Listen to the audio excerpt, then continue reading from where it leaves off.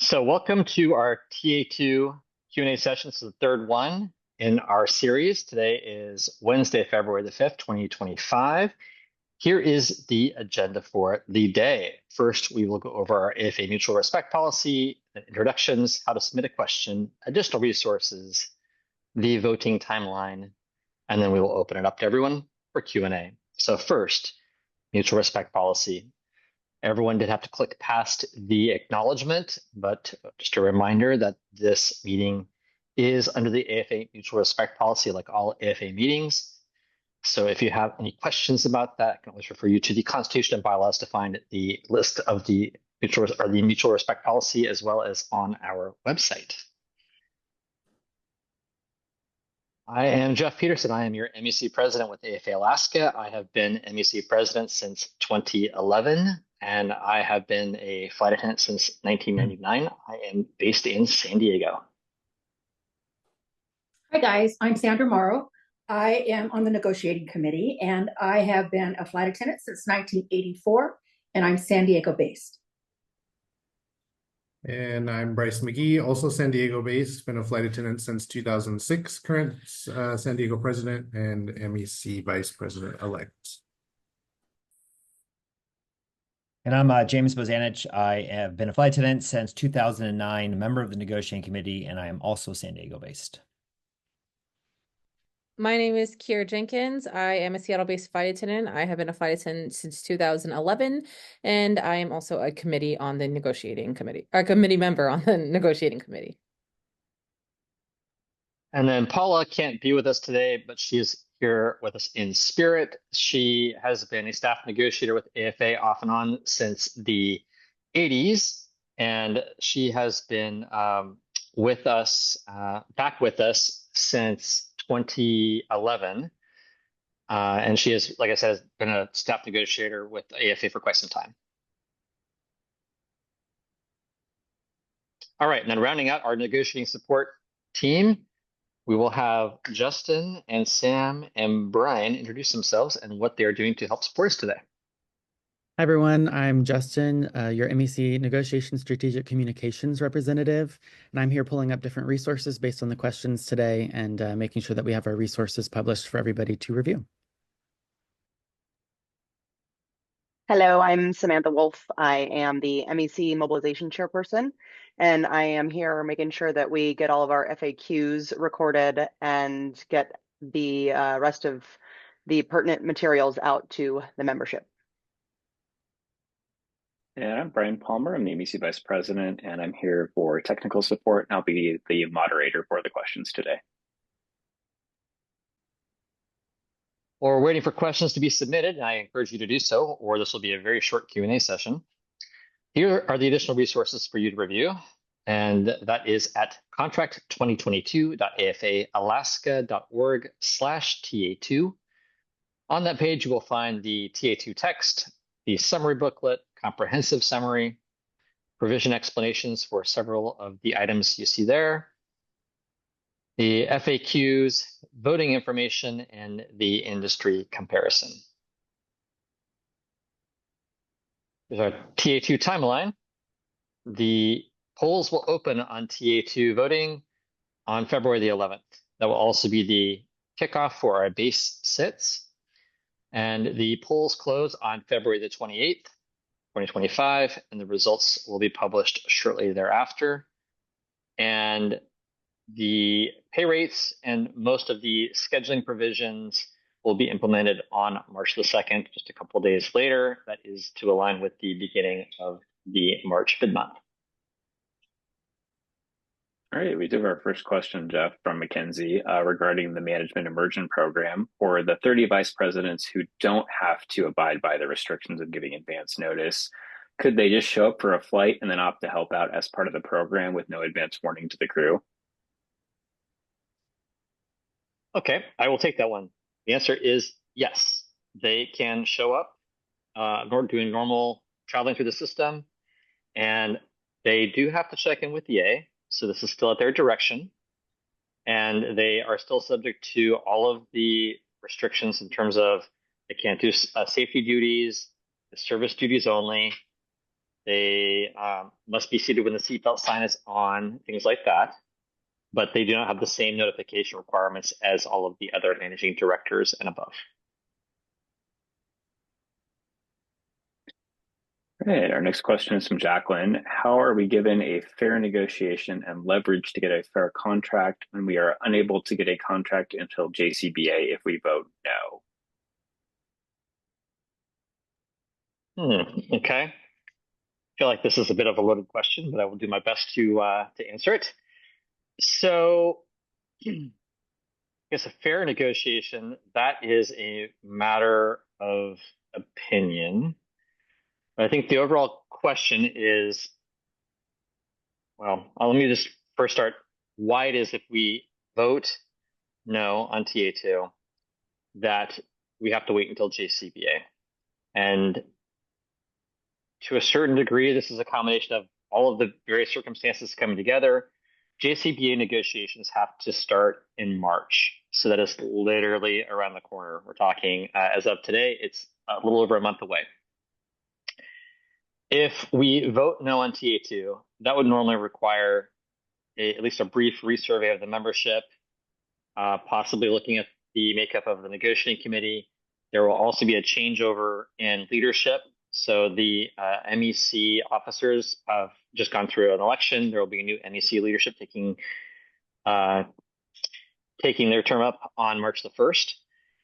So all those in combination with that, the NMB, National Mediation Board, has limited resources. They look at this strategically, and they're willing to only, I guess I'll call it, spend those resources in cases where they know that they can reach an agreement at some point. They already see that we're starting negotiations on JCBA, and they have signaled that they will be unwilling or likely unwilling to entertain parallel negotiations where we would be doing Section 6 negotiations and JCBA at the same time. So in terms of the fair negotiations, TA2 we felt was a fair negotiation. In terms of the leverage, point taken, our leverage is now going to be with JCBA, which is withholding the seniority list. That is not released until we have a ratified joint collective bargaining agreement. So that is where our power is going forward. Anyone chime in if I missed something? Yeah, Please. I'll also add to that. I know that obviously there's membership has a wish list of all of these things that they want to accomplish. And if I don't feel confident that anybody could ever negotiate a contract that is constantly evolving as the wants and desires of membership also kind of evolves. The way that the situation we find ourselves in, without the merger announcement and without the change in leadership at the presidential level,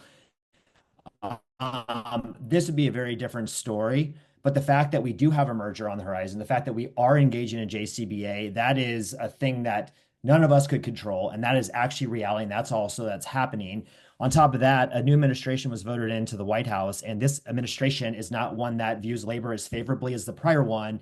And on top of that, if you're watching the news, they're on a collision course right now to basically erode multiple aspects of the government.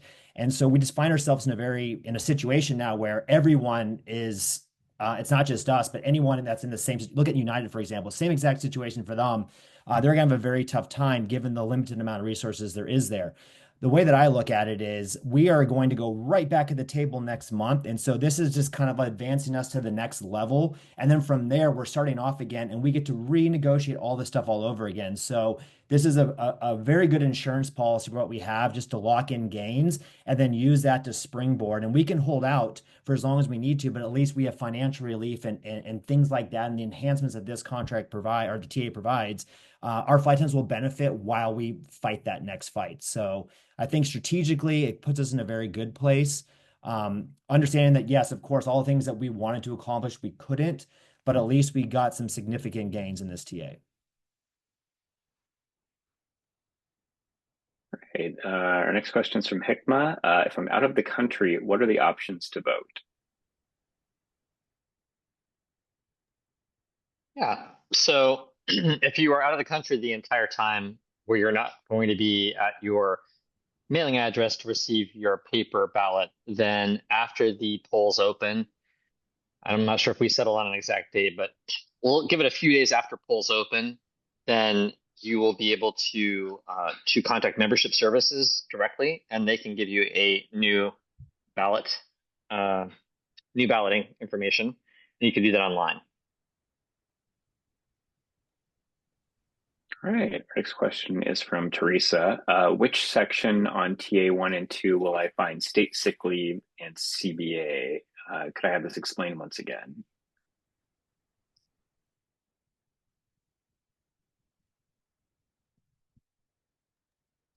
I think Anyone? Justin's going to pull up some resources.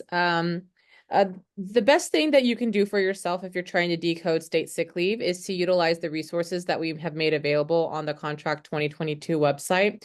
If you navigate to that site under resources, you'll find a link that has a sick leave video, which Sam and Justin and Brian put a lot of energy into making. It does the absolute best job, better than any rundown that we could give you right now during this Q&A process, on how to utilize the sick leaves, how they interact with each other, what they can be used for, all of the verification periods. Any question that you might have about sick leave is answered in that video. And Sam, it's about how many minutes long? Do you recall? It's just over 11 minutes with the intro. So it is a little bit of a commitment, but like Kiki said, everything that you need to know is in there. If you have a very specific question about the sick leave, if you're familiar with the sick leave program, we're happy to answer it after you've watched that information. And Kiki, there's two other questions as well for sick leave about how the point reduction form is going away, how it works to call out using the state sick bank, and explaining the sick leave policies. So I don't know how much detail you want to go in or if you want me to pull anything up, but I agree with Kiki. A lot of this information can be easily found on the contract website, and we've done, I think, a really good job of making sure that it is explained super clearly, and then you can always, of course, send in additional questions if you need anything clarified. And I then think to answer the question about the sections, it's 16. If you're focusing specifically on where to find it in the contract, section 16 for the sick leave. And then there is more of it in section 32 with regard to the some of the attendance policy implications. All right, additional question from Jacqueline. It says, why can the JCBA wait? I'm assuming it's why can't the JCBA wait? And then also there's an additional question from Donna. Could you explain the JCBA and the timeline? Yeah, so JCBA, so per constitution and bylaws, there is specific timeframes involved with beginning merger negotiations. And that is why it has to start in March, because of the timing of the transaction, which was September, off the top of my head, October something or other, mid-October. I think it was September 18th. Thank you. Okay. So we're actually supposed to be within 180 days, October, November, December, January, February, March. There we go. That's the 6 months. So in order to meet the constitutional requirements, we are having to begin JCBA negotiations in mid-March, and that is to facilitate a swift and hopefully smooth-ish transition as we merge the carriers together. And what was the other question about the timeline? Yeah. Yeah, could you explain the JCBA and the timeline? So that's a bit of an open question. There are two very complex agreements with AFA Alaska, AFA Hawaiian. If you looked at Hawaiian's contract, it's even way thicker than ours because of all the various work rules associated with international flying and then also the inter-islands flying, so very different than us. So the estimation is it's going to take a minimum of 18 months. It could take as long as 3 years. It's somewhere in that range, and what we've been telling everyone is approximately 2-ish years or more.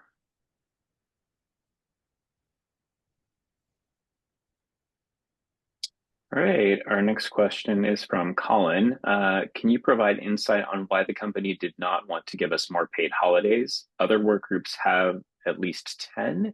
example, the CSA group has 10, maybe 11, and they're paid 2.5 times pay. I can give you their answer to us. It might not be an answer that you are going to appreciate, but it is in their opinion that offering double time for holidays does not actually improve productivity or lower sick leave, whereas in other groups it does. So I think that behaviorally, if we would like to see more holidays, they would like data supported proof that offering paid holidays at that premium will incentivize people to come to work and lower sick leave. I think that they will absolutely be more encouraged and more apt to meeting our request for additional holidays. But that is what they have told us. Not that we necessarily agree with that. That's just what the data shows, is that it does not reduce sick leave and it does not incentivize people to come to work for this particular work group. All right, next question is from Teresa. Are there any changes in the work rules? Oh, wow. That's a broad question. So without knowing what you're focusing on, I would say yes. I'm not sure if we're talking about TA1 to TA2 or if we're talking just in general. So I think if you could go ahead and just give us a little bit more than that, please refer to the TA2 summary and then also the TA1 summaries, and that will give you the full list of the changes to work roles. But we're happy to address a specific area if you have a specific question. Yeah, Justin did an excellent job of creating a summary of changes, both for TA1 and TA2. So if you want a quick and dirty read, you can read the chart version from current book to TA1 to familiarize yourself with those changes. And then again from TA1 to TA2. So you know where we landed based on that progression. And I do just want to point out really quickly that when the ballots are starting to get mailed out tomorrow, they'll also be coming with a summary booklet, which includes the changes between TA1 and TA2. So that'll also outline the compensation and the work rule changes that you'll notice in TA2 as well. And then just to cover at least specific to TA2, there's not a lot that has changed in terms of work rules between TA1 and TA2. There are some clarifications, some different pay components, but in general, no.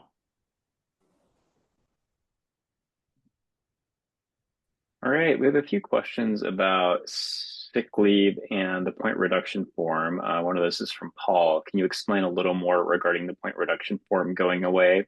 And how does the new calling out sick work regarding the state sick bank? What is that, and how do you know what your sick bank is? That also kind of goes together with a question from Jacqueline. Can you please explain the new sick leave policies around the state bank? I'm concerned about a two-bank system. Yeah, okay. We'll attempt to tackle this. So again, if you will watch the video, it is a fantastic resource, and it really does a great job of capturing all of that. But the point reduction form going away, that will happen in 2026. So for 2025, we get our 4-point reductions, the quarterly point reduction this year. And then next year we'll go down to the trimester, so 3 times a year. And how does the new calling out sick regarding work? Okay, state sick bank. Right. So there will be 2 different banks. One is the CBA bank, which is essentially just like the bank we have now. Very little has changed with that. Other than instead of being able to use 4-point reduction forms a year, it's down to 3 starting next year. All of the other requirements apply to the CBA bank. And then in terms of the state sick bank, that you can use that for a lot more situations than you can the CBA bank, such as preventative care. So if you need to go see the doctor, if there is an air quality issue in your area, there's required evacuations. If you, gosh, there's so many more. So please check out the video for the whole list. There's a lot. And so you'll be able to choose at the time of the call out which bank you would like to use. You are allowed to switch from one bank to the other by the end of the next sequence. So if you decide that you picked the wrong bank, then you can switch. And by default, it goes to the, this is CBA Bank. I'll throw a lifeline to the group. Yes, CBA Bank. And how do you know what your sick bank is? That will be located in Rainmaker. So you can see that in Rainmaker. Did I miss anything else? Can you please explain security policies around the state bank? Yeah, without going into it, the full presentation, I think that's difficult to explain. So I'm going to refer you back to the video on that. And Jeff kind of covered it, but what I've been telling people online is the way you know sick leave usage right now stays the same. You call out sick, you use sick family. Some people call it sick child, but they're the same thing. FMLA, it's all the same as we have right now. The point reduction does go to 3 next year, but then you also get this new bank, which has no points to use as well. Yeah, and also another way to look at this too, it's basically it's a much more, it complies with the law, which was the whole reason why we're doing this. The second reason that's a benefit to flight attendants, if you look at it this way, is the sick leave now is more customizable than it was prior. So as Jeff mentioned, and the video will explain, there's a lot of applications that the state sick leave bank will cover that the CBA bank does not. Now, the state bank does not carry points when you use that, whereas the CBA bank does, unless you mitigate points with a point reduction form, for example. So, for example, if you were to call in sick for 1 day, as it is now, you're going to get a half a point for that day. Or you can choose to use your point reduction form to take away that if you have one available. If you use the state sick, let's say you have a 1 day trip. If you don't want to burn your point reduction form, you can then call in, elect your state sick bank, and it will deduct from that bank balance, but it doesn't carry any points on it. So that half point will never show because you use that. So based upon the length of your trips and how you fly and things like that, you have a system now that you can customize which bank actually works more advantageous for me based upon the trip that I'm actually calling out for. And so it actually does give it gives flight attendants options on how they want to strategize or utilize their sick leave. I mean, that's something we didn't have as now. So And yeah, and you can use, for example, with tagging on to James. So say you have in the semester, let's fast forward, or even this one, this year, you use the 1 day out of the state bank that has no points, and you have a trip, a couple trips together worth 8 days that you use the point reduction form on. You don't get points on any of that stuff because you've used both banks and the point reduction form.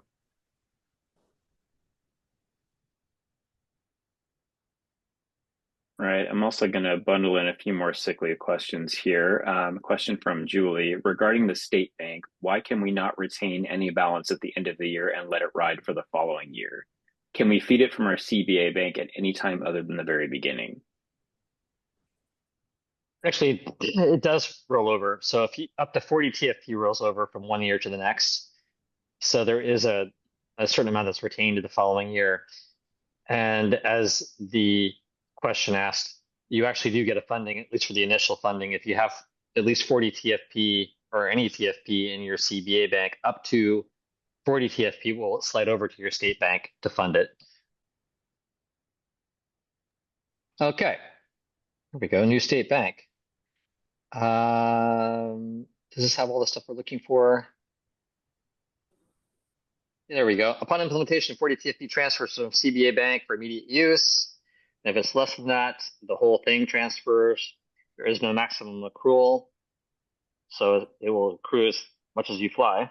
And then anything over 40 will either you can have that transferred into your CBA bank to continue your accrual up to your maximum, which is now 2,400, or you can choose to cash out that overage at the early part of the next year.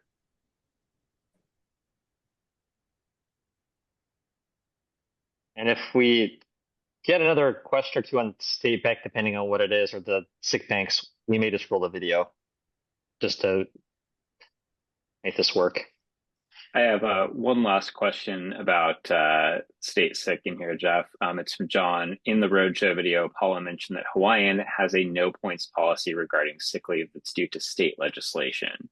It sounded the same as Washington State's policy. If that's true, can you explain how Alaska has been able to get away with this and why the new bank would satisfy the law? Oof, wow. Okay, that's a loaded question. So let's see. I'm going to answer that by first of all saying, not an attorney, but we will do our best to answer the question in the spirit in which it is asked.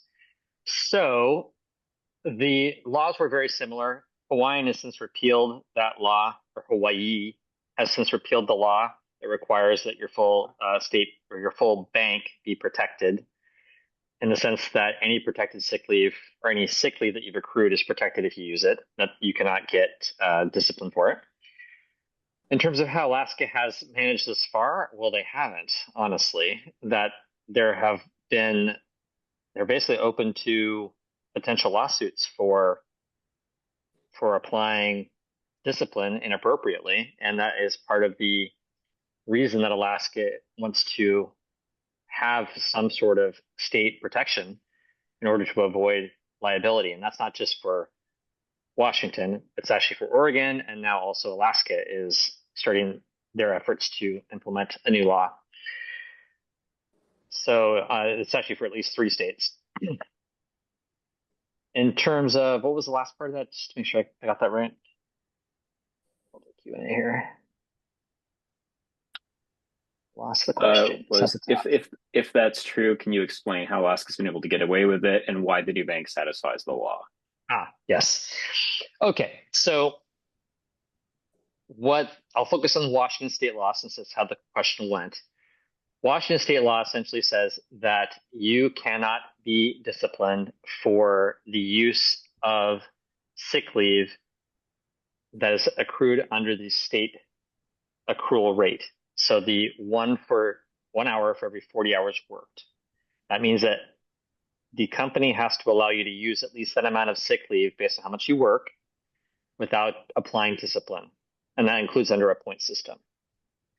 So the Washington state law basically gives you 2 choices. If you accrue over 1 for 40, then you can either protect all of it and it all has to be no discipline, or it has to be clear which bank is protected and which bank is not.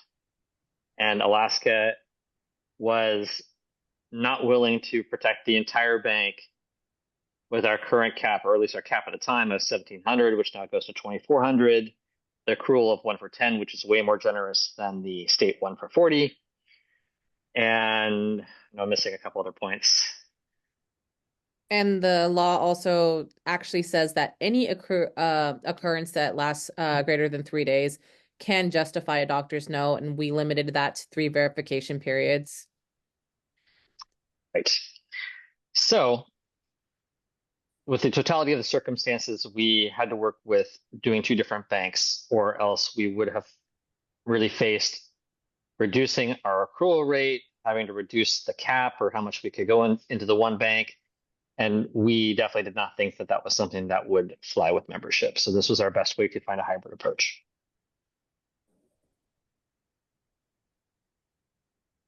All right. We have a question from Nancy. Does TA2 include sit pay for a sit over 2 hours? Sit pay was not changed in TA1 or TA2. So sit pay, as you know, it remains the same. All right. A question from John. Can you discuss how retro will be calculated as far as flown premium rates are concerned? Yeah, you get full retro on the premium rates. So whatever premium you fly at that increased rate, you will get the difference appropriately between your base rate or your current rate and your TA2 rate or retro rate. So it takes that into account. It's not just getting paid at straight time. Question from Kelsey. For section 25, add verbiage removed the inoculations reference. Will you explain more about what happens in the future if another situation like the COVID-19 pandemic happens? What provisions will be enforced? Okay, yeah, I can make a stab at that.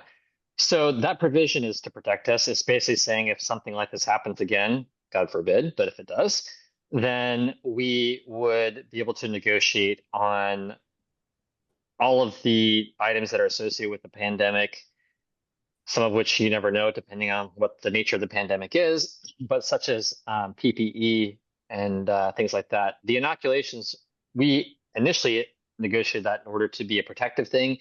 If the company was requiring inoculations, that we were going to make sure that the company paid for them, or that there was some negotiation around that. But since I think that many members were concerned that we were basically saying that we were going to agree to inoculations, which is not the intent. We just removed that particular word out of there. That was definitely not what we were intending to signal with that provision. Yeah, and that was just covered kind of in a parentheses. So it was just like examples of items that could be negotiated on.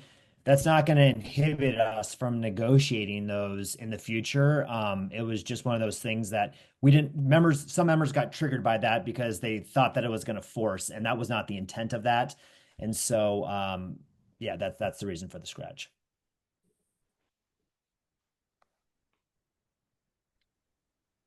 All right, a couple of questions regarding the management immersion program. A couple of those are from Corey. Regarding the management immersion program, what exactly is the purpose of this program? Will they, being the management participants, be doing layover trips? And then a question from Jong. If a company officer introduces themselves to the A flight attendant on the plane and wanted to help with the in-flight service, is there a procedure to confirm their identity? I'm not sure if a non-rev code and block-to-block will fully help. Do we know ahead of time who these officers are? Okay. Well, let me answer the first question, which is that the general management immersion program for the managing directors and above is to provide periodic exposure for the executive leaders to appreciate the work that the frontline does. And it's really as simple as that, to provide them with a certain amount of minimal exposure to the frontline jobs so that they have a better working knowledge of what it is that we do. So as far as the other question about if the vice presidents or above identify themselves, that's a really good question. And that's the first time we've been asked that. We are going to put that on our list. Sure. Yeah, there's no identification process, but we did in the in TA2, we tighten up the LOA language. So there is a process that the I guess participants will have to follow. They will have to call into crew scheduling, notify crew scheduling that they have the intent of, oh, thank you. Let's see. Yeah, that's for the managing director. So there is this whole process for them. Yeah, so the process requires them to notify crew scheduling of their intent to be to join a pairing specifically for this program. So you will have that information in crew access showing that you will have a management flyer on board. The only time that you might not see that is if a VP chooses to, you know, jump up and help, like as was asked earlier during the session. So there is a process. But as far as notifying you as soon as they walk on the airplane, I think that's something that would probably naturally happen, but we can double check and verify for you that that will occur. Yeah, and there is a way to confirm who they are, but that's something that we can all do. You actually do have an employee lookup, whether that be in Teams, that if you just type in the employee, it will actually give if you click on their name or face, it will give you their title, and you can also look that up in aagpeople.com. But we'll work on a more solidified process. And I'll also answer the other part of that question about layovers and flying. So when we tightened up this language, we also added a clause in here that the in-flight service committee would make recommendations on what kind of flights that would be available for the management immersion program. So the intent of this is not to have someone in this program fly to Cancun and have a fun layover and come back. If they're here to experience what we actually do as flight attendants, the flights need to be representative of the real day-to-day work that we do. And so there is an AFA hand in actually selecting the flights that these would be eligible for that too. So that was added in as well to make the program as real representative of what we do on a day-to-day basis. I'm sure Palm Springs and JFK will be high on the in-flight service committee's recommendation for routing. And they can only do 2 flights per experience. So technically conceivably could do a layover, but it would only do one flight there, one flight back. So they can't follow you on a multi-day. Additional follow-up to that question from Kurt. Can a flight attendant have the choice of working the trip with management, or can the flight attendant deny the trip? No, there is no denial other than you do get advanced notice, so conceivably you could trade out of it. All right. Question from Anne regarding vacation accrual. For the 480 accrual for vacation, you would get 1/4 of your vacation credited towards your accrual. If you're on a leave for the entire year, do you still get the quarter credited for your hard time accrual? No, it's actually what your entitlement. It's from the previous year, so I just want to make sure that that we're talking about the same thing. So your quarter of your accrual is whatever you are actually, or your entitlement for this, say if it's this year, was from the previous year's flying. So you had to have actually gotten accrual for or entitlement for this year in order to have a quarter of that. If you were on leave for the entire year, then it wouldn't apply. And I also I recognize during the implementation process that there's some language that flight attendants are very comfortable using to denote different benefits. And one thing that I would really encourage moving forward is that we move away from this idea of soft time and hard time. There are actually 4 different 480 thresholds, and they have 4 different sets of requirement, especially now that we have boarding pay, because boarding pay will count towards insurance, but it won't count towards vacation. So effectively in TA2, there's no such thing as hard time and soft time anymore. There's end of the year improvement. Thank you. There's insurance, vacation, uniform, and end of the year record improvement. And all 4 of those items require different have different qualifications in order to achieving it. So we should really move away from using that language and really specify in reference to 480 for this specific provision, what do I need to get there? And this is a helpful chart that kind of displays what counts and doesn't count towards each of these thresholds.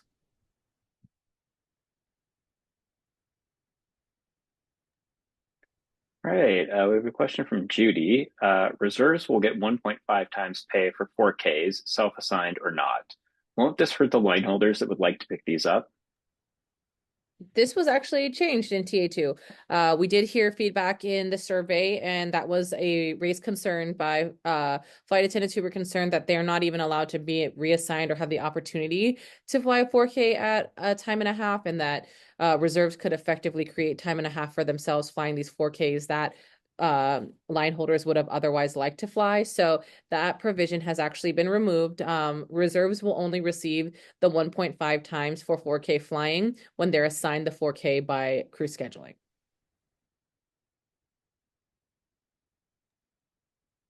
All right, we have a question from Carmen. How does the current political climate affect our contract?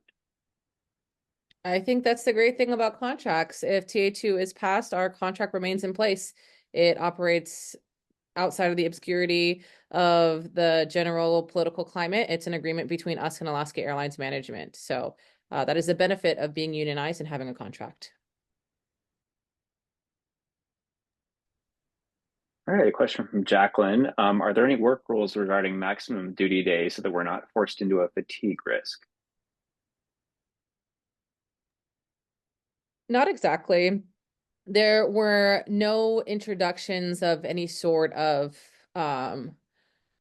pulling people off of trips due to over duty days. However, the committee worked very hard to ensure that if a flight attendant experiences an over duty day, we increased a lot of the over duty premiums associated with working that duty period to incentivize flight attendants to, kind of compensate them for their time on that over duty day. There is also the fatigue review board that is available to all flight attendants. We have a fatigue risk management program, and that LOA will now be located inside of the contract. So it'll be at the very end when you flip through it. So it should be easily accessible to all flight attendants now. And I highly encourage flight attendants, if you are feeling fatigued and it is unsafe for you to fly, please utilize that program, become familiar with it. no, I think there's also a misunderstanding that, oh, my request was denied. No flight attendant's request is ever denied during the flight attendant or the fatigue risk program. All it means is that you will have to utilize your sick leave and possibly incur the points. And yes, deduct from your sick leave total bank, but the request isn't denied. The company is never going to force you to continue flying fatigue. That is not an option.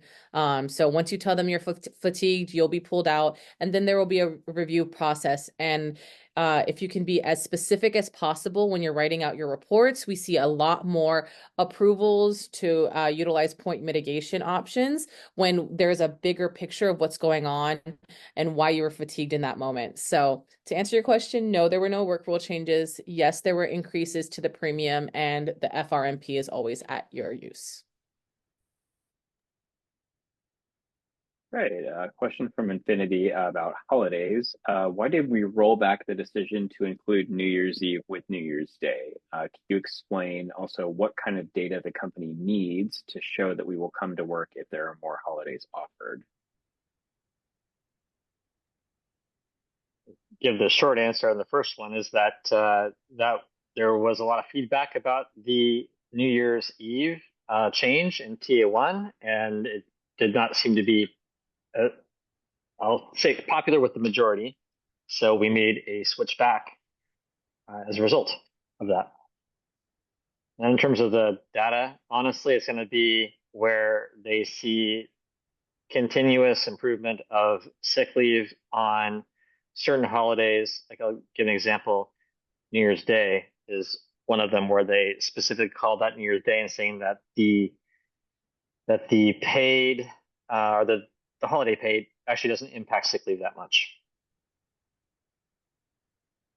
Yeah, and just to kind of piggyback on that, we weren't just focused on New Year's Day, New Year's Eve. We actually looked at other holidays throughout the year. And this is a data-driven company, and they pulled data from the different holiday periods that we would, as you know, just people like to enjoy ourselves. We looked at those holidays, and they have the data for the sick leave, and they compare that to what the actual cost would be for the scheduled flying that day. And there is no advantage for them to pay out that because it doesn't incentivize. So we tried really hard to get this, but it wasn't worth the company's. At the end of the day, it just comes down to money. And for them, it was just throwing money into something they were not going to get any return out of, and so that wasn't considered an advantageous investment on their part. So, Yeah, in their opinion, they were offering premium for holiday and still having to pay premium on top of trips that were already being paid at premium because people were calling out sick on those days. So, like they said, it's not cost effective if we're saying the day is already worth double time and we're still having to offer premium to cover flying because nobody wants to come to work when we're offering premium. Brian, before we move on to the next question, I just want to make sure to clarify about the question about medical or leaves of absence and vacation. Every leave is so different that there's many different things that play into like a leave. And so I answered that question fairly quickly, but the reality is that there's two different types of leave tracking, depending on if you are taking a leave with coordination or if you're on an unpaid leave. I think the question was specifically if you're on a leave for the entire year. Well, the reality is if you're on a unpaid leave for the entire year, you get the 1.33 reduction against that per day towards your 480. So that would actually not affect your vacation versus, say, coordination.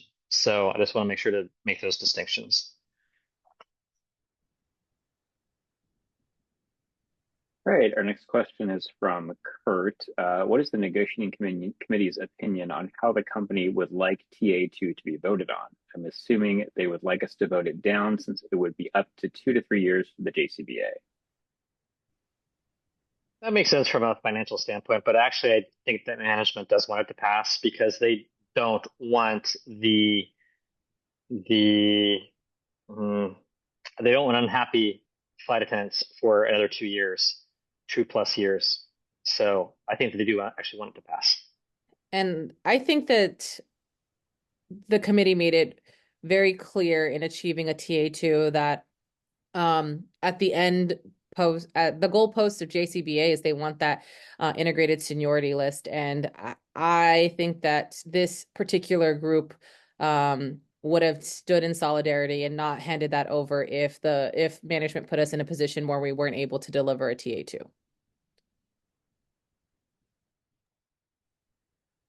Hey, we have a question from Kelsey. Does boarding pay not count for a flight that was fully boarded, door closed, door reopened due to a delay impact, fully deplaned, and then the boarding is completely restarted on the same tail number? Do we only get another boarding pay for a tail swap due to a delay? So to answer your question, the first part of the question, you will get paid one boarding for the first scenario that you described. You will not get paid two for the second boarding after the fully deplaning of the aircraft. Do we only get another boarding pay for a tail swap due to delay? You do get an additional boarding for a tail swap, regardless of the reason, whether it's a delay, mechanical, whatever causes it, you will receive an additional boarding for a tail swap. And then just to answer the question completely, like fully, is there is one other way you can get more than one boarding is if you happen to take off and then come back to the same airport. Even if there is not a tail swap, you would get two boardings.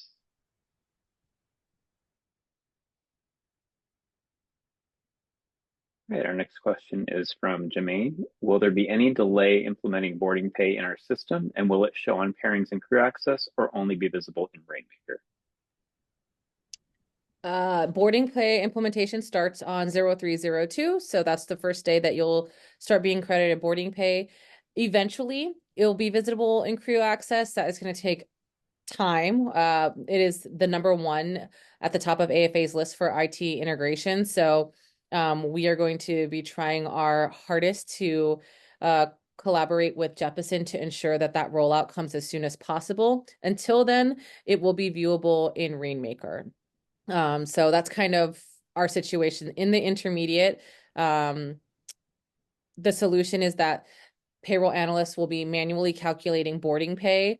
There is a hope that by June, Rainmaker implementation will be available. So you'll see it on a boarding by boarding basis in June. And then we're really hoping within the year, so by March of next year, we'll see at least a few updates in crew access. Hopefully that boarding pay, we obviously cannot commit to the 1-year timeline, but that is something that is, at the top of our line and what we're really hoping for. So a little manual process in between the two automated processes for Rainmaker and crew access. All right, our next question is from Abdu. What are the major compensation improvements from TA1 to TA2 that will increase our pay when they happen? Yeah, boarding pay for sure. Boarding pay, the 0.42 to 0.5, that's an immediate benefit to everybody. And then for those that fly A, the immediate step into $4, that's another one. For those that are year 16 and above, or year 16 to year 19, the recapture of the dollar longevity premium makes a difference. And then there was also an additional 25 cents for anyone who is at year 14 and above. And well, 401k. Yeah. Oh yeah, 401k.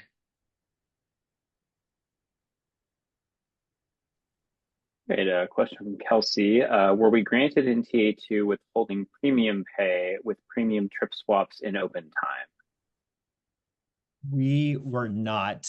So what we didn't change anything in TA2 from TA1, but we did make significant enhancements in TA1 over current book regards to premium pay. The one thing that we did not achieve was being able to swap premium open time trips with open time. You're allowed to swap with another crew member.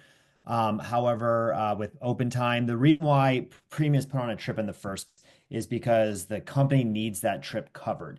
And when you look at the trading data, which scheduling, alluded to, we churn trips so much that if there's a constantly moving goalpost because you pick up a trip and you see something else that you want, you swap into that, it doesn't actually provide the coverage for the trip that they need coverage on, because it might be a premium at a later time in the day.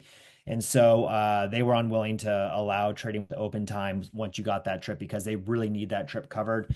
However, there's flexibility in the fact that you can swap with another crew member for premium. If you do that, though, it will be at the lower premium rate. So if you have a 2 times premium trip and you really want to go to Hawaii and that's at 1.5 times, and your 2.0 is to New York, and you find someone that wants to swap that, you can make that trade, but it's going to be at the lower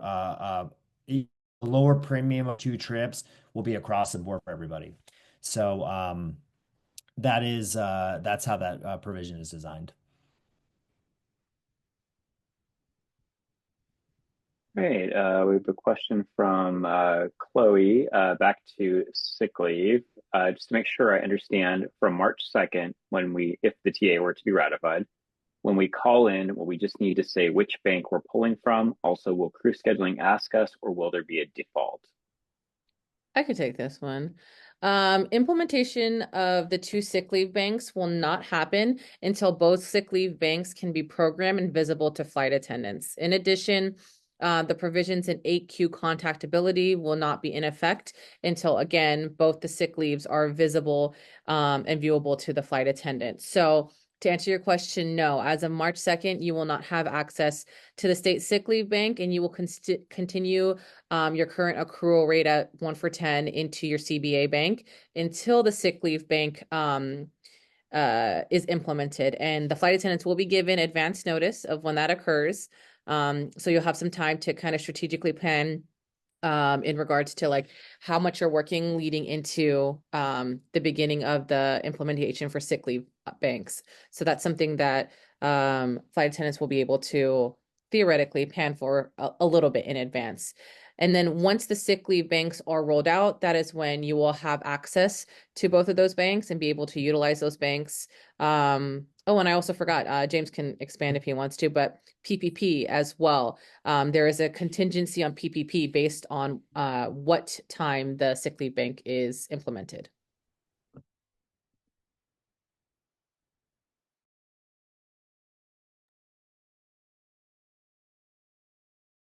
Oh, and I think you have one last question. The default bank is the CBA bank. According to state law, you cannot be forced to use your state bank. So that's why the default is the CBA, unless you state otherwise.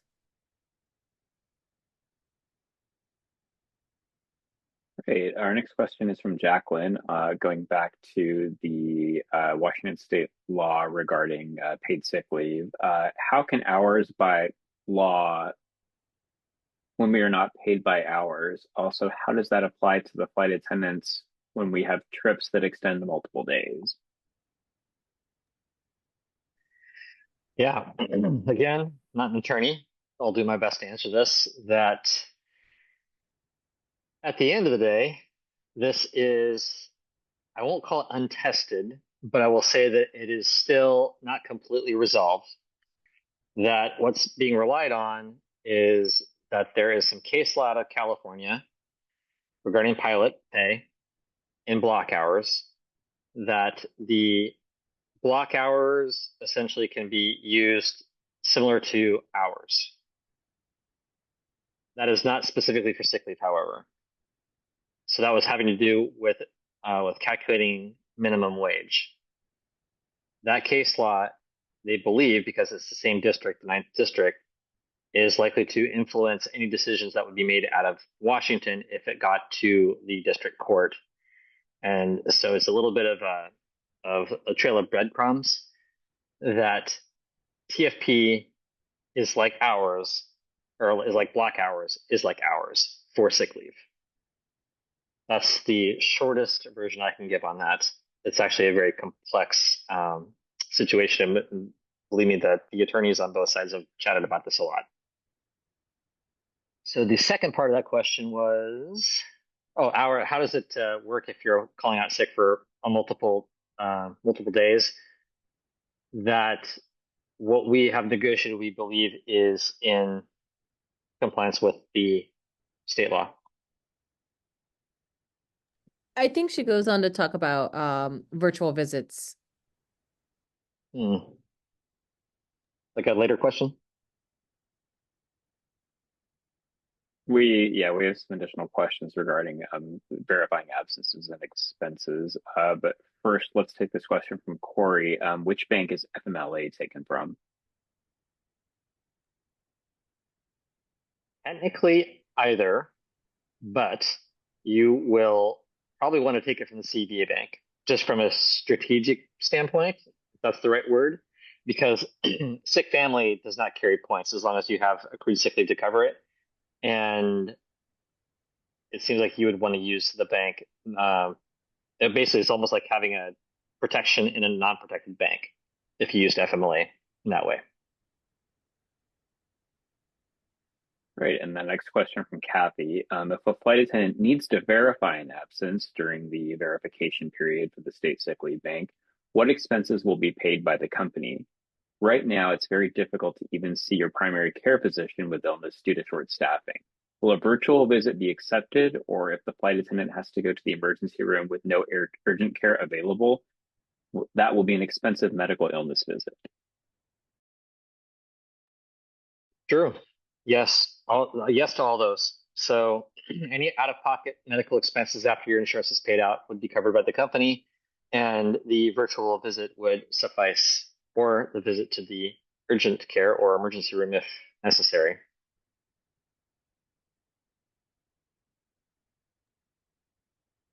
Right. We have a question from Hikma. Why was per diem for international trips not increased? So we currently don't have per diem for international trips. We have international premium. But when we came in for TA1, we just had an increase in per diem across the board. When we came into TA2, we fought for international per diem. But at the end of the day, per diem is very expensive, and I don't think people realize that, for like every 5 cents of per diem increase costs a significant amount of money. So I know that there are other carriers out there that have they distinguish international and domestic. We thought that the money that we were able to either move or a little bit more we were able to achieve, we thought it was better placed in provisions that actually affected everybody across the board for every time it just made more sense because per diem is not really compensation. Per diem is just to compensate, basically. Well, I shouldn't say compensation, but it's not compensation. It's basically just it's like a reimbursement for your expenses or time away. However, with the looming JCBA, knowing that there's going to be a lot of international flying, that is definitely a subject that will be us. If you also look at our route network, the majority of our flights are domestic anyways. And so we achieved a 10% off the bat increase in per diem and for TA2 from current book. And yeah, that's just a fight that we're going to have to fight down the road in JCBA when we have a lot more international flying because Hawaiian already has, I think Hawaiian has a national premium rate. So we'll be in a good position when we merge contracts to kind of pick up on that. But yeah, for this particular contract, we put money elsewhere. So. And I also think James often makes a really good point. When we're looking at where we want to put money, it's super important to take into consideration how that money compounds and into which buckets. So per diem, for instance, it doesn't help with people with, increasing their 401k. It doesn't count towards PBP, things like that. So when we're looking at the big scope of things, instead of putting the bucket or the money into the bucket of international pay, putting it more money towards boarding pay actually downline trickles gets you significantly more money than international pay, would even in the immediate future. So those are things to think about. Not that it's not worthwhile increasing it down the line, but if the choice is this or that, those are kind of the decisions that we have to make behind the scenes when we're deciding what's more important, increasing international per diem or getting boarding pay to 0.5. All right, we have a question from John. When will the hotel shared savings agreement be negotiated? So there's a hotel, like a commitment to negotiate a hotel gain share LOA back the contract. These are pretty interesting because you have to pull a lot of data and you have to see what the no-show rates are. A lot of our hotel contracts actually have no cancellation penalties if you don't show up at the room, based upon occupancy levels and things like that. And every hotel contract is different.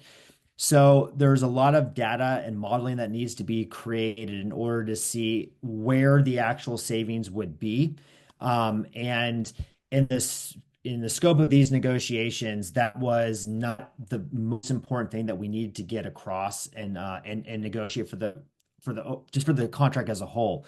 So what that letter of agreement does is, upon implementation of this contract within 4 months, the parties need to come together to negotiate and explore a hotel gain share program with the goal of implementing that within 6 months.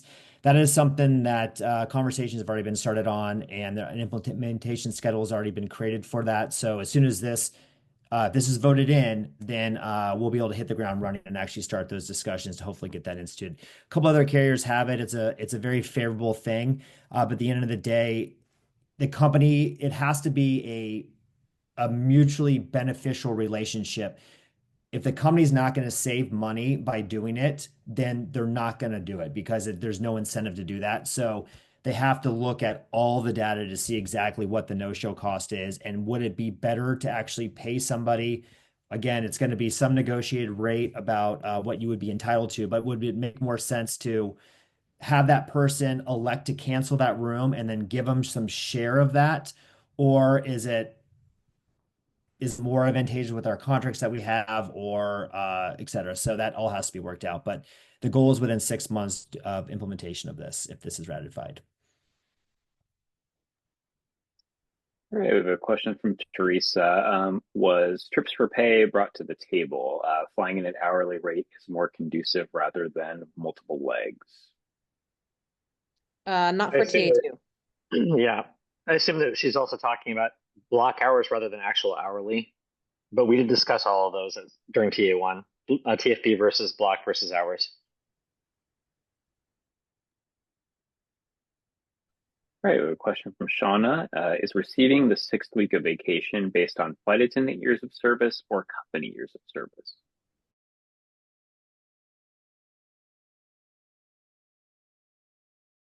Right, a question from Elena. Are there any thoughts of eventually having a language of destination pay for international flying in the future? If yes, any thoughts on how this can be implemented in our contract? So we did actually talk at some point during, not TA2, but TA1 negotiations. We did talk about language of destination, and ultimately didn't go there in the greater context of the full deal for various reasons. So just to make sure that to frame what we're talking about here, that this committee, this negotiating committee, will not be negotiating the joint collective bargaining agreement. That is the joint negotiating committee. So it's a separate committee. We can really only speculate what their thoughts might be on that. So I'll answer that very generally. I would guess yes, because I know Hawaiian does have language of destination flying, but it's too early for us to say what that might look like. And I would be, it would be stepping on their toes if I speculated on what they might be thinking. And that kind of segues into a question along the same vein from Kurt. I've heard that we will lose our current Alaska duty day once we're under the new JCBA contract because Hawaiian has international flying. Is this true? Can we not seek having two duties, a domestic and an international? Could protections have been put in place in TA2? I'll answer the could be put in place for TA2. We just didn't have time to do that, number one. Number two, in terms of the duty day, it wouldn't really apply because like we're not talking about Hawaii flying yet. So I'm not sure how that would work unless I'm misunderstanding the question. And then yes, all those things are possible in a JCBA, but that would be the work of the JNC to put the two contracts together. And another Hawaiian related question from Maureen. Do we know how many paid holidays Hawaiian has in their contract and at what pay? I don't know the answer to that off the top of my head. Does someone else? We do. Justin has graciously provided the information. Yes. Hawaiian holidays include Thanksgiving, January 1st and December 25th, paid at double time with a minimum of 3 hours. Thank you, Justin. Great. Question from Jacqueline. He says the best return on investment for the company is to ensure that we get 100% of sick pay upon retirement. What is the data around incentivizing employees for maintaining sick leave and having paid at a higher rate on retirement? The only category I see that gets 100% of their sick leave is over 30 years. That was the only change made from TA2, but any flight attendant who is retirement eligible, who has 850 or more, is also eligible for 100% payout.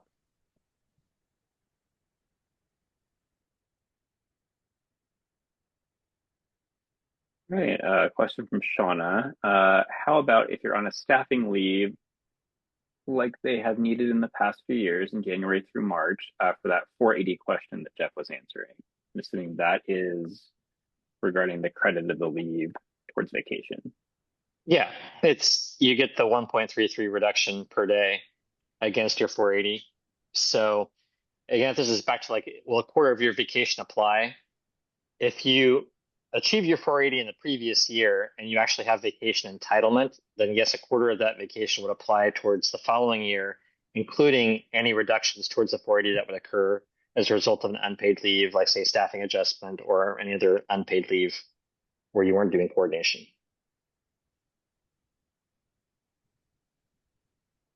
All right, another question from Corey regarding the management immersion program. If management works the mule cart, does the flight attendant sit? Treat them like you treat the new hires. That involves sitting for some people, that involves coaching for others. It's going to be approximately the same.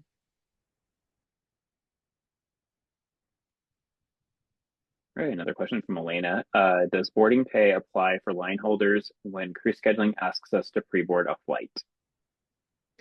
So just to clarify, they don't compound. You will still receive pre-board pay, which is 0.5 TFP.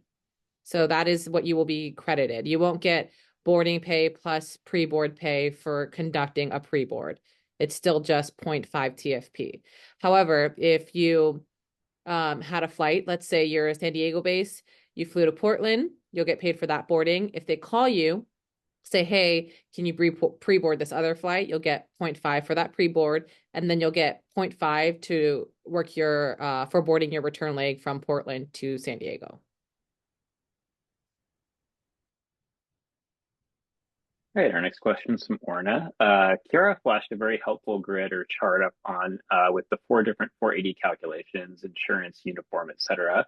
Been looking for that on the AFA contract website and I can't find it. Where can I find that chart?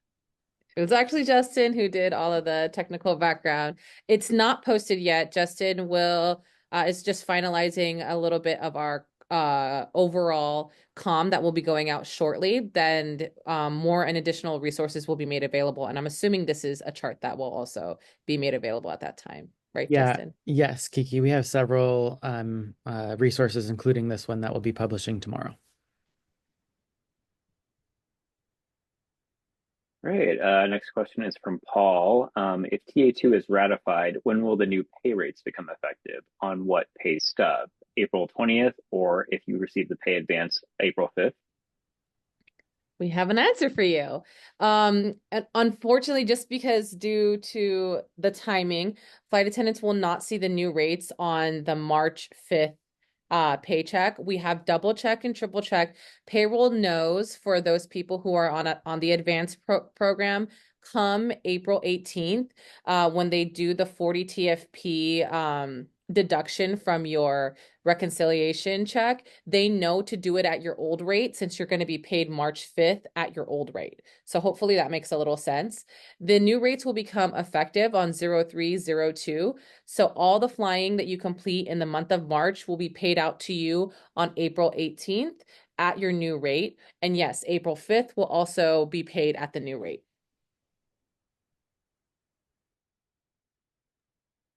All right, a question from Jamie. Was overwater pay to Hawaii discussed or brought to the table as far as compensation? Not for TA2, but team can refresh my memory. We proposed a lot of things in TA1. I believe overwater pay was a component of that. Some component of that operation, but you can correct me if I'm misremembering. I think we looked at a lot of other airlines structures, and in review, I believe Delta, who's not unionized though, has certain provisions that are similar to that, like contiguous versus over water, whether it's Atlantic or Pacific. So we did review that data and ultimately decided not to pursue a chart-like structure for pay in that capacity. But that's something that the JNC could absolutely consider. Okay, question from Abdu. Was there talk about trading, such as going back to book and the lack of flexibility? Not in TA2, but in TA1, yes, there was a lot of conversation about the lack of flexibility in trading and potentially going back to book or something like back to book with some other revisions. All right, and a question from Kelsey. Will you please clarify the TA2 Productivity Premium Program, or PPP? Are the blocks set and no longer at company discretion like they were in TA1? That's correct. Does Justin have a graphic for that? There's a PPP video that is on the TA2 website. But yeah, so we're going to have two PPP programs. One's just for the year 2025 because we're already in 2025 and people have already started flying. So it's going to be like a hybrid PPP program. And then in 2026 and onward, it's going to be that program until the next contract is ratified. So we did hear that from members loud and clear that they didn't like the idea that the blocks were not set. We 100% agree with you. So we were able to secure the blocks. So for the first, this is for 2020. Okay. So yeah, so for 2025, and again, just because we've already started the year and people have already started flying, we are going to maintain that 8th month block that we currently have in our CBA, which is January, February, March, April, May, September, October, and November. That block pays out $1,100. It will still pay out $1,100 if this is ratified for 2025. And you have to fly or have credited 40 TFP over your line award over the course of that block in order to qualify for that, which basically equates to 5 TFP over, and that is what the current practice is. Our new TA2 Block 2, instead of having these standalone months of June, July, August, and December, which is what the current book is, this is now going to be combined into one block. And so it's the averaging over the block, the same principle as our concept for block for this current 8th month block is going to apply to the new TA2 Block 2. So June, July, August, December. That has a combined total of $2,000 payout, which we pay in January of the following year. And in order to qualify for that, you have to have a total of 20 TFP over the average line award over that, which is averages out to 5 TFP extra. There is a provision that as state sick leave is implemented, which we don't know when that is. We potentially are thinking June. We're not sure exactly because it's the company has to implement that. In any month that the state sick leave is implemented, that amount is going to increase by 5 TFP. And the logic behind that is because state sick leave qualifies you for the PPP payment, whereas your current sick leave does not. So in order to kind of counterbalance that, if you call it sick for a trip, that sick leave will count towards PPP if you use the state bank. So that's just for 2025 is going to be this hybrid year because again, people have already started flying. So just to also, do you know, with the total payment, that would be $3,100 for 2025 if you were able to achieve all of PPP for this year. Going on to 2026, it's going to be 2 blocks, all right? And there's no individual months anymore. And you're going to know something here when we get to the bottom of this, but block 1 will encompass March, April, and May, so 3 months. That will pay $500 paid in June. And we're anticipating that by next year, state sick leave is going to be implemented. So we're using the example here that it's 30 TFP, which equates to 10 TFP on average per month, but it's 30 TFP over that block, however you achieve it. If you fly a ton in March, then you can kind of sit back and just fly your line in April and May. It's really up to you how you want to strategize that. But block one is defined as March, April, May. Block two is the same block from 2025, which is June, July, August, and December. That will also pay $2,000 just like it was in 2025. And that will be 40 TFP because that's 4 months at 10 TFP. Average is 40 for the course of that. The months of January, February, September, October, and November will no longer be part of the PPP program. That is, I guess, kind of one of the biggest changes in terms of the actual qualifying months. The company doesn't. These are the months that staffing adjustment leaves are offered. So that's a sheer indication that the company actually does not need productivity during those months. So they've gutted those months from the program. So it's just those remaining months will qualify for you that. And I also want to call out one big change that did happen between TA1 and TA2 is TA1 did have $4,000 for the PPP program, albeit at undefined months. However, the PPP program will remain, the payout will remain starting from 2026 onwards at 2,500, which is current book. So there was some changes with that compensation.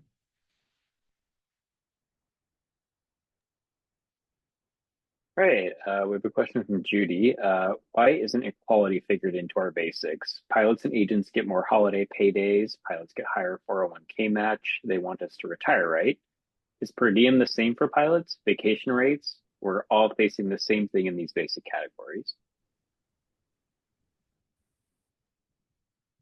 Yeah, we make all those arguments. They can go both ways depending on which provision you're talking about. So when you're looking in terms of, say, holidays and such, then yes, other work groups do generally get more holidays than we do, but then we also have better provisions than they do in many other ways.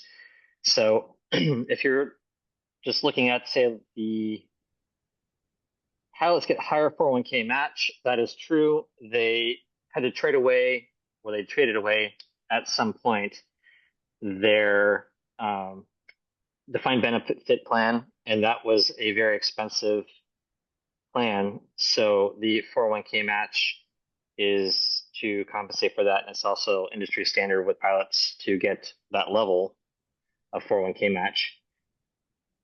And per diem, is it the same for pilots? Actually, they have lower per diem than we do for domestic, but they have higher per diem for international. So it really depends on how you're looking at this. And then vacation rates, the pilots get 3 hours and 45 minutes per day. So that comes out to being it's a little over 4 TFP if you're doing the conversion of 1.11 TFP per block hour. So yes, they do get slightly more, but I believe that we get more days at the top end of the seniority scale. So all this costs money. All of it is part of like an overall picture, and we do our best to achieve equality amongst when we're comparing other work groups, and especially with the pilots. And we couldn't quite get there with 401k for sure. It's way in front of us. We were able to increase it by a little bit. And it's not for lack of trying with the holidays. We had many discussions with the company about that. And then with per diem, our analysis is we have better per diem for most of our flights, and that the international, we will look at that during JCBA. If I missed anything, team, please chime in.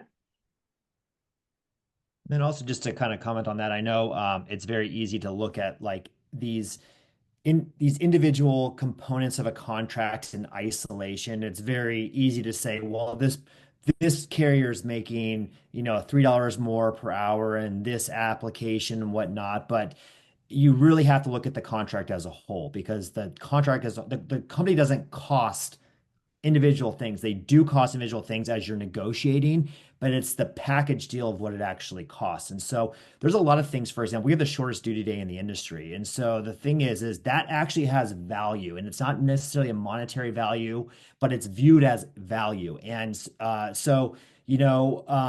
all these things are taken in conjunction of one another to get an overall package. And on top of that, we're all different resource groups. So different jobs pay and have different compensation based upon the level of skill that's involved with that. And that's embedded into how we all work. So I know we with pilots, it's very easy to compare because we work on the same aircraft, we have the same, workspace, and we go to the same places, but we're really two different resource groups. And so our contracts, although we can relate to them, they're not necessarily, you can't just apples to apples them all the time because it's a very different structure. So we have to look at that in that lens as well, too. All right. Next question is from Donna. For the sick leave payout at retirement, is the 30 years of service company or flight attendant? Yeah, Flight attendant. it's flight attendant.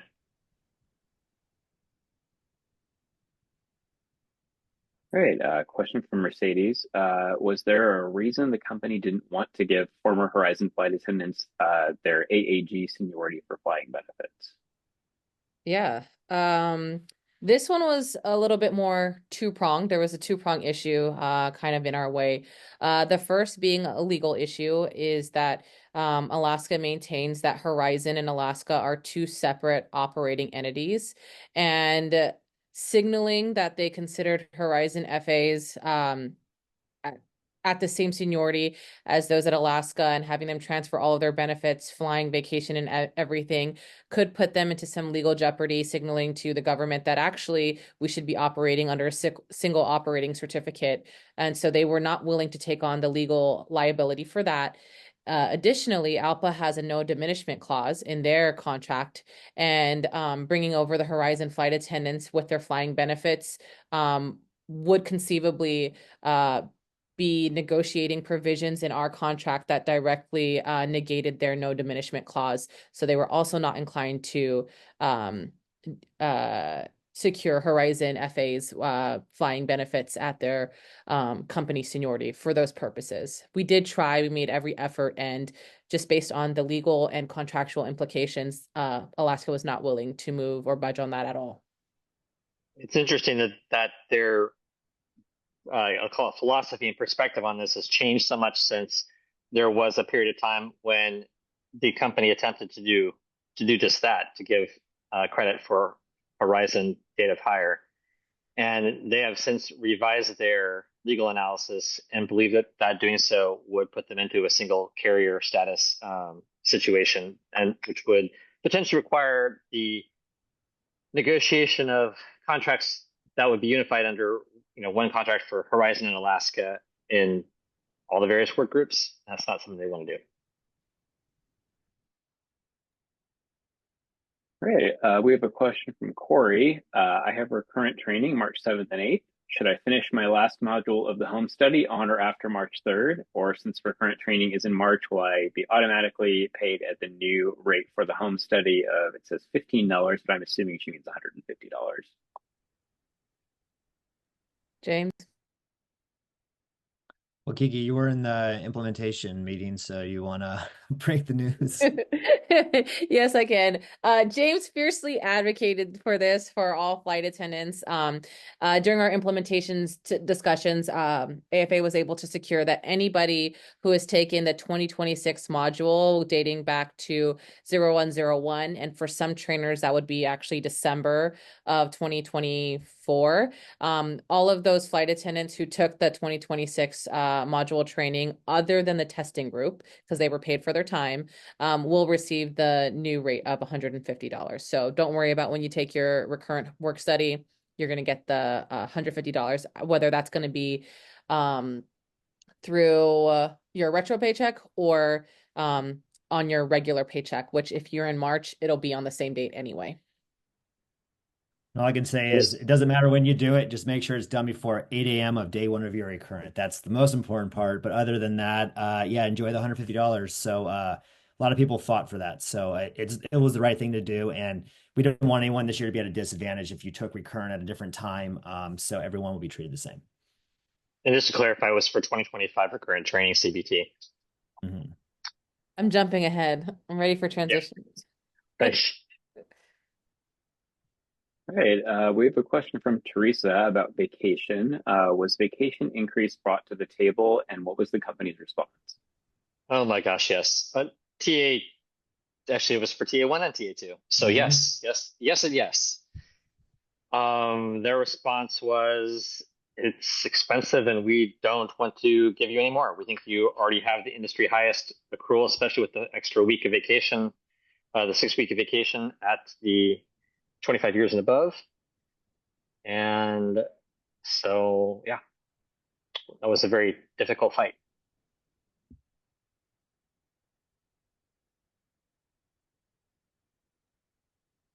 Looks like Justin's brought up the display of the maximum accrual. Thanks, Justin. Last question from Elena. I currently have my 401k contribution at what the company matches. When will I be able to increase the amount that is being deducted to the new amount that is being offered with the TA if it ratifies? Well, I think, okay, technically you can update it at any time. So you can actually contribute more than just the company match, which is currently at 7.5. So you could change that now if you wanted to. But I think what you're specifically asking is when will the company match catch up to that? So I'm going to go ahead and call on Kiara. You may have had a recent conversation about this. I know what it was before, but not for TA2. Yes. So you can do that at any time. If you want it to time it correctly, the advice is to do it a month prior, because what they have to do is they'll take your information, then they have to feed it to, we do Fidelity now, and then Fidelity will then confirm all of the information, and payroll has to receive that information. So long story short, if it's going to be on the April 18th check, my advice would be to process that information by March 18th. There could be a very, very quick turnaround. So if you see it updated sooner than that, that's great. The 401k deductions don't happen until April 18th. So even if you have the April 5th paycheck, that's not something you have to worry or stress about. That all gets taken care of at the end. So yeah, between April 18th and I would say definitely no later than 2 weeks prior to the paychecks posting. One benefit is that if you miss it and then you want to overinflate, we have the true up, and the true up will be effective for this whole year. So you can, if you accidentally overinflated or whatever you're doing, you don't have to stress too much about it, because at the end of the year, you'll get your true up in 2026. So that was a benefit that we secured. So I wouldn't be too stressed about, oh, if I overdo it for this month, what is that going to shake out and look like? Will I hit my max or whatever? Don't stress out about it. They'll match you anyway during the true up. All right, and that was our last question.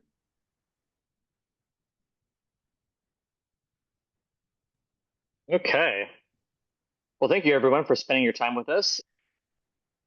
Don't forget, voting opens on February the 11th and will close on February the 28th. It's most important that you vote, please.